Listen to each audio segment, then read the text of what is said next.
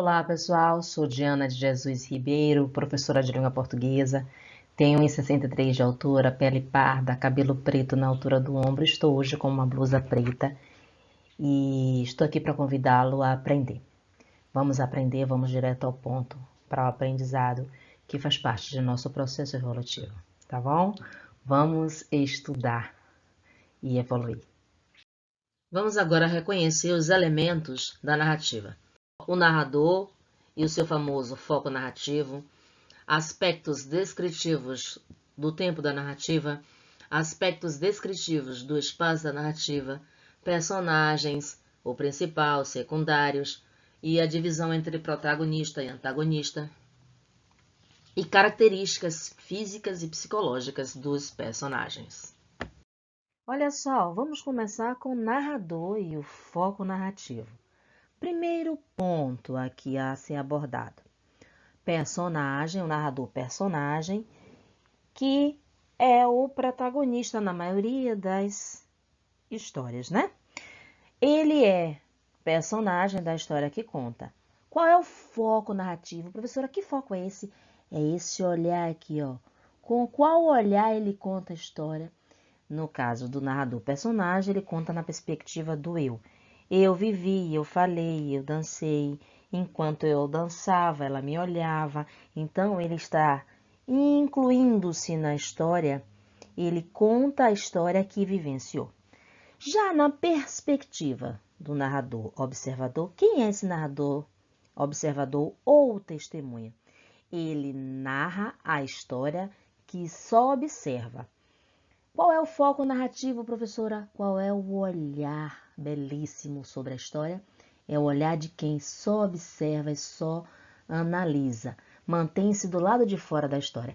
É basicamente a representação dessa imagem aqui. Ele está de longe observando a paisagem, a fotografia, uma projeção, certo? E a partir disso, ele pode contar para você ou para mim o que ele vê, as percepções que teve. Já o narrador onisciente é aquele que eu chamo de um deus das histórias, aquele que tudo sabe e tudo vê. Ele sabe até o que os personagens pensam e sentem. Ele entra na vida íntima, na esfera íntima de cada personagem. É uma espécie de telepata. Então, o narrador, ele usa um foco narrativo para contar a história. O que é esse foco narrativo? É a perspectiva utilizada para narrar os acontecimentos inerentes ao enredo, ou seja, é o olhar. Qual é o olhar? É de quem observa, de quem está testemunhando um acontecimento, é de quem vivenciou aquele acontecimento ou aquele que observa, mas entrando na esfera íntima de cada personagem. É isso aí. Olha só que bacana, nós temos os personagens, o principal e secundários, e a famosa divisão entre protagonista e antagonista. Protagonista, personagem principal, às vezes o herói. O antagonista, adversário do protagonista, às vezes o vilão. Então, nessa composição aqui de Peter Pan, eu acho maravilhosa, porque você tem Peter Pan como protagonista, um herói, certo? A partir de um ponto de vista da infância, da criança. Aí você tem o Andy, também uma protagonista, faz a parceria com ele. Você tem Sininho, que faz esse trio, mas o principal aqui é o Peter Pan. Você tem o antagonista, que é o Capitão Gancho. E você tem as crianças, para quem o Andy conta, né, as histórias. E são os personagens secundários, que são o quê? Coadjuvantes. São aqueles que auxiliam no desenvolvimento da trama. Sem as crianças, haveria a ideia de como é que Sininho cuidaria, a ideia do cenário dela contando história e orientando as crianças e criando todo um cerco de postura materna diante daquelas crianças na Terra do Nunca. Então, eles precisam existir para dar função ao papel de Sininho, uma das funções, ao papel tanto de Sininho quanto de Wendy, né? Que é proteger, cuidar, defender e lutar contra o Capitão Gancho. Quantas características dos personagens nós temos? As características físicas, que são altura, biotipo, cor da pele, cabelo, olhos, tipo de vestimenta, que denunciam a função social, a posição social e a posição econômica dos personagens. Temos também as características psicológicas representadas pelo humor, conduta, caráter, atitudes, né, diante de certos acontecimentos. Aí uma atitude com amor, com raiva, com ciúme, com inveja, ou mesmo a demonstração desses sentimentos.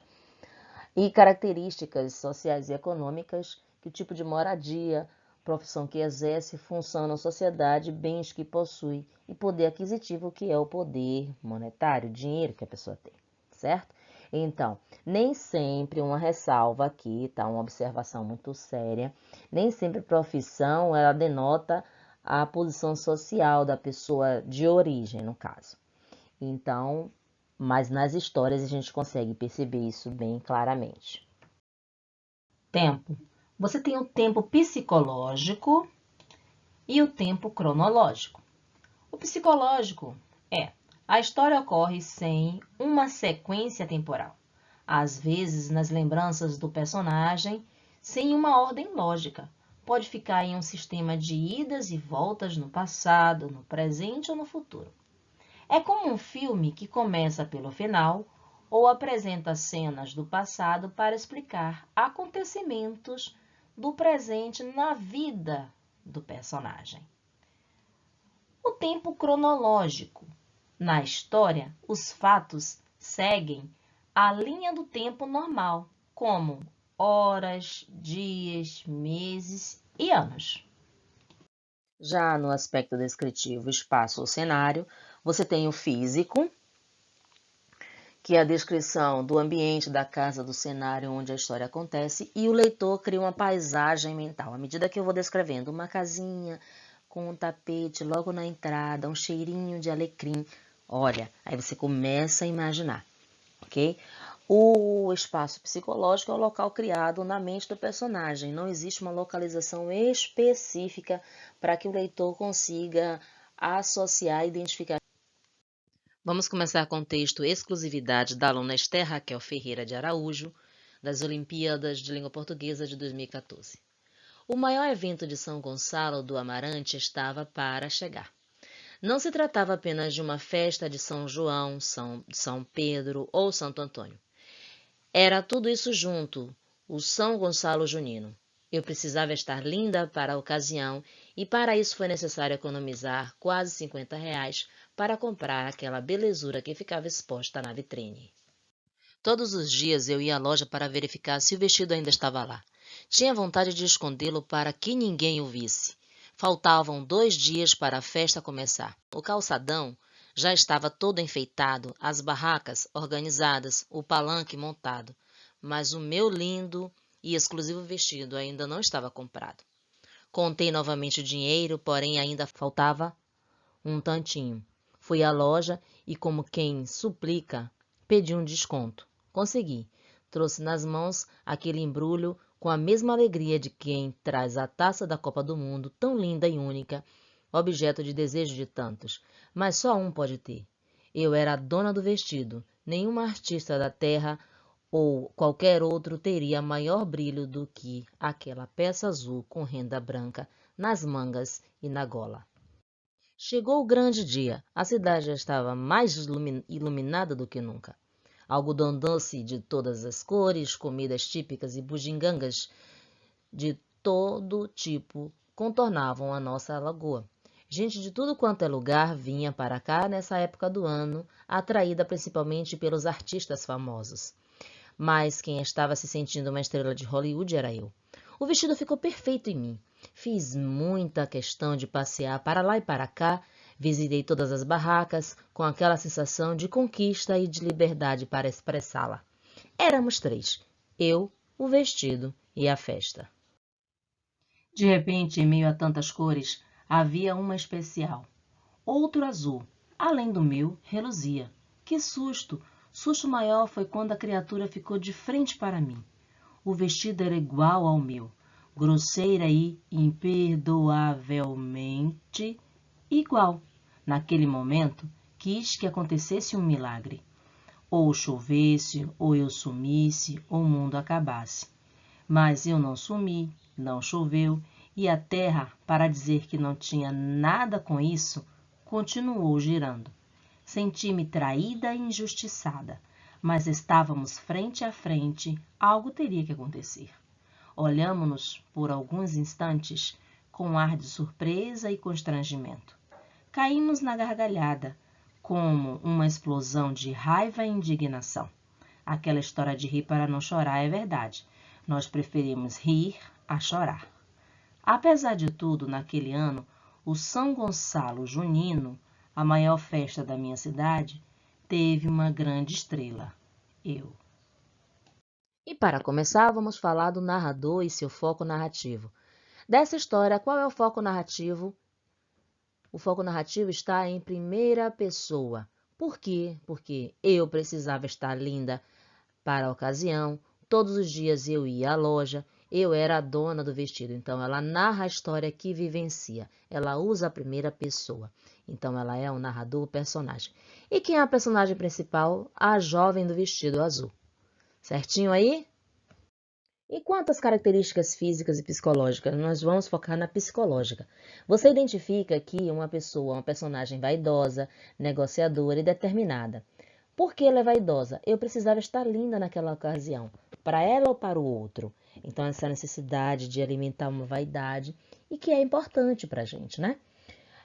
Negociadora, fui à loja como quem suplica pedir um desconto. Então, ela sabe negociar o famoso pechinchar. E ela é determinada, porque eu precisava estar linda para a ocasião. E para isso foi necessário economizar quase R$ 50 para comprar aquela belezura que ficava exposta na vitrine. Então ela foi, mesmo dinheiro não sendo o suficiente, ela foi, tentou pechinchar, negociar para alimentar o que ela tanto queria, estar muito linda na ocasião. E agora, resumindo e recapitulando, o que estudamos? Elementos da narrativa, que é o tipo de narrador, foco narrativo, os personagens. Características dos personagens, que é a característica, as físicas, as psicológicas, as sociais e econômicas. E aspectos descritivos, que são o tempo, o espaço, o lugar, o cenário, no caso de texto teatral. Vamos ao texto do nosso desafio. Sabores de cana, Tiago Henrique Silva. Vi a cidade crescendo lentamente diante de meus próprios olhos fatigados e sinto-me como se fizesse parte dela, como se fôssemos crescendo no mesmo ritmo do podão cortando a cana, da poeira dos caminhões de pau de arara que levantava no ar a terra seca, no olhar sofrido e distante dos boias frias, tirando o bom prestígio dos velhos cafezais. Bastava chegar perto da plantação para me sentir embriagado pelo cheiro do garapão, o doce de cana cortada. O suor dos que labutaram naquela terra quente e fértil, por vezes, era esquecido. O galo mal cantava na madrugada e já pegávamos o facão e a marmita e íamos trabalhar, num silêncio solitário, ensurdecedor, não mais que o silêncio dos trabalhadores que podavam a cana como se cultivassem esforço e persistência para com o tempo colhê-los. Havia também o movimento incessante dos caminhões, num constante vai-vém com toneladas de cana, de sonhos cultivados nas plantações, de um futuro distante de esperança e renovação.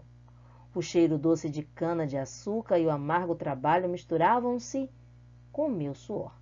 Pegava o facão, como artista molda sua obra.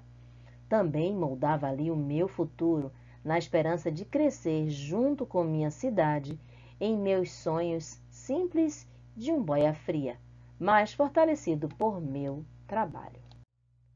O açúcar que eu ajudava a fabricar, por vezes não disfarçava o amargo da vida sofrida que levava, mas construía o alicerce das usinas que aos poucos iam incorporando ao desenvolvimento da minha cidade e também da minha vida. O progresso vi surgindo, minha cidade tornou-se um berço acolhedor de imigrantes. Luvas, facões, trabalhadores deixados de lado, novas tecnologias tomando o lugar dos homens, máquinas sofisticadas e os empregos renovados. Hoje, apesar de tudo, fico orgulhoso de ter feito parte dessa evolução da construção da minha cidade. Sinto-me parte dessa história do etanol, das exportações e desenvolvimento da minha terra. O tempo passou, a cidade evoluiu, porém as minhas mãos calejadas ainda persistem, assim como as melhores lembranças de um tempo vivido que insistem em permanecer na minha memória, na minha alma e principalmente na história do lugar onde vivo. Pois bem, após a leitura do texto narrativo, identifique os elementos da narrativa: o narrador, o foco narrativo, personagem e suas características físicas e psicológicas, tempo e espaço da narrativa, aspectos descritivos do tempo e espaço da narrativa. Mãos à obra! Um grande beijo e até a próxima aula.